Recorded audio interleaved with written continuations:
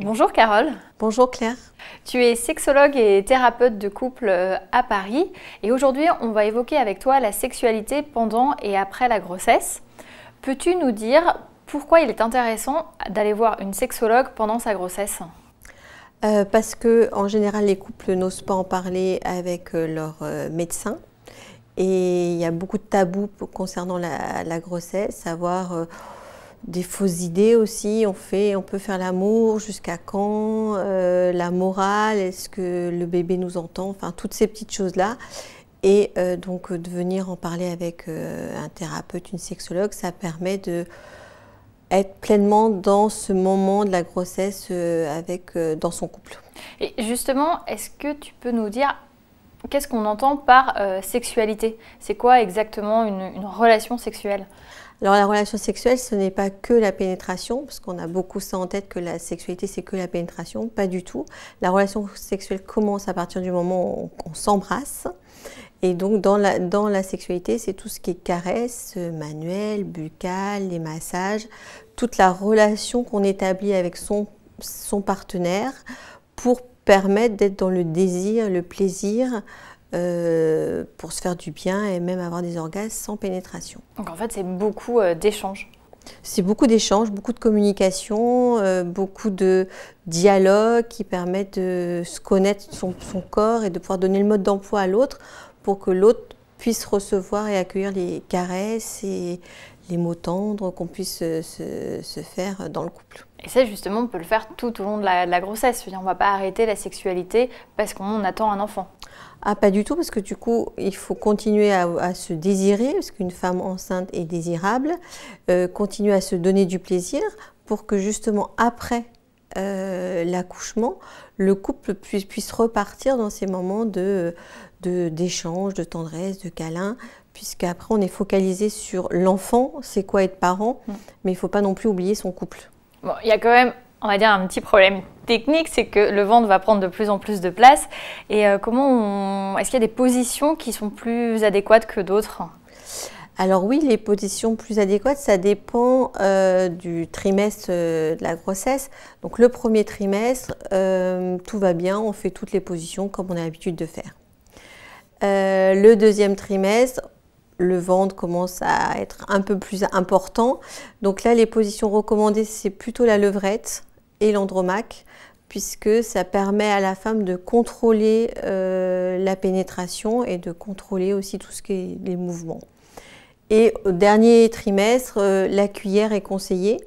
La cuillère, c'est la forme de l'endormissement, donc on est collé l'un dans l'autre. Et puis pareil, on contrôle aussi la pénétration.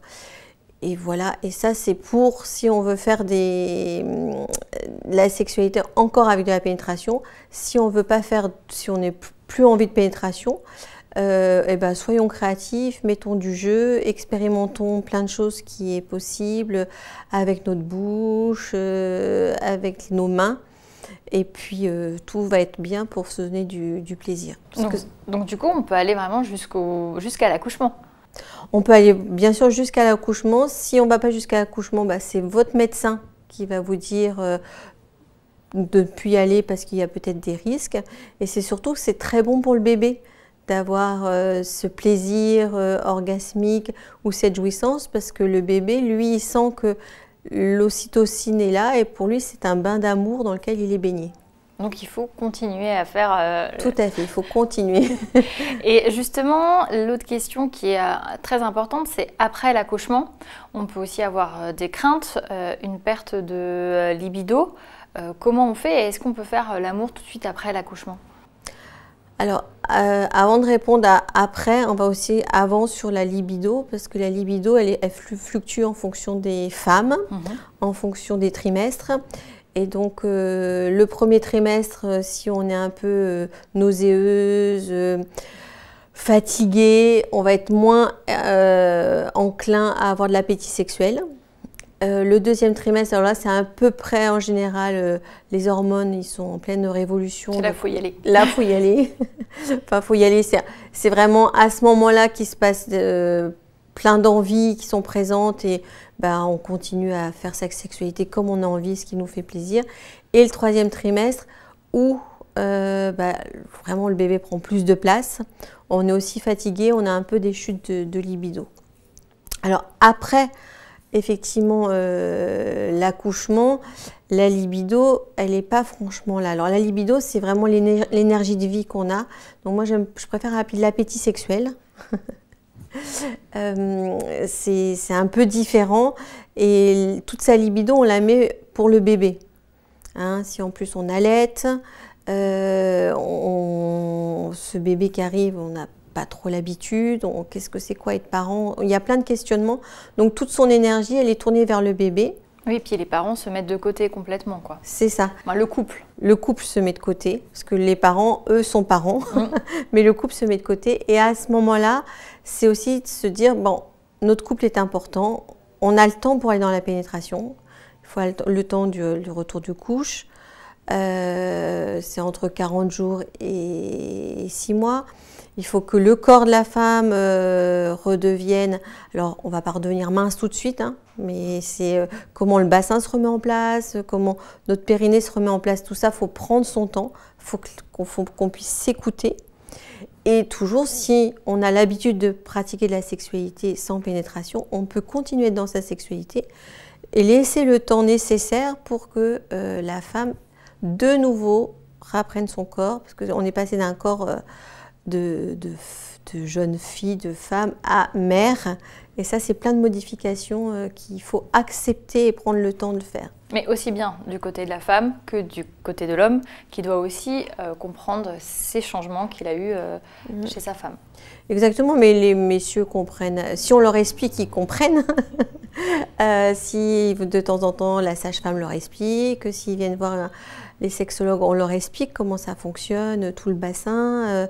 Même des femmes, souvent les femmes vont voir des ostéos après l'accouchement pour remettre le bassin.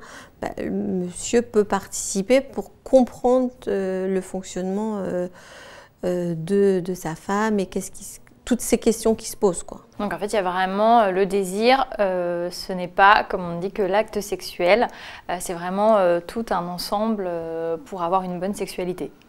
Oui, oui, le désir, c'est pas que l'acte sexuel, c'est comment je vais admirer l'autre, comment je trouve l'autre encore séduisant, comment les projets se mettent en œuvre, et c'est ce qui fait monter le désir, avoir encore des fantasmes. On a encore le droit d'avoir des fantasmes pendant qu'on est enceinte ou après pendant qu'on est parent, pour permettre justement que ce désir soit toujours présent et qu'on aille dans le plaisir et dans une jouissance, quoi. Merci Carole pour toutes ces informations. Merci à toi.